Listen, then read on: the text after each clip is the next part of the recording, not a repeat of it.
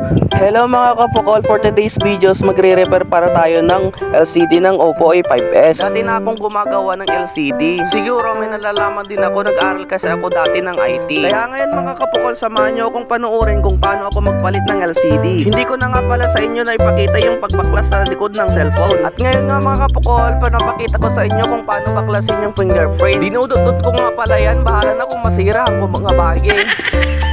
At yan nga, natanggal ko na siya. Ngayon nga mga kapukol, tatanggalin na natin yung mga maliliit na mga tornilyo niya. Natanggal ko na nga pala yung mga tornilyo niya. Ngayon mga kapukol, kailangan mo munang tanggalin yung paglagyan ng SIM card bago mababaklas yung casing niya. Ginamitan ko nga pala ng kuko para matanggal ko. Ngayon mga kapukol, tanggalin muna natin yung connection ng battery para hindi siya mag-short. Sa mismong battery mga kapukol, may makikita kayong parang sketch stick dyan. Tanggalin nyo lang yan. Hihilain ko ngayon yung battery kahit na makulpe ang mga bagay.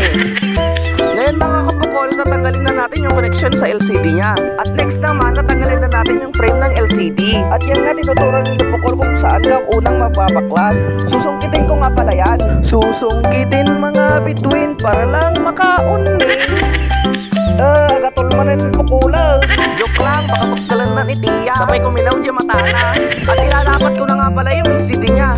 Ang pinangdikit ko nga pala dyan ay B7000. Tapos ngayon, ilagay mo na yung connection ng LCD niya. At kung tapos mo nang nailapat yung LCD at yung connection niya, pwede nyo mong ibalik. Ibalik mo na sa may-ari, sira na yan. At yun nga mga kapukol, successful yung nagawa natin. I-try natin buksan mga kapukol. Wait lang, hinahanap ko pa yung password. 0329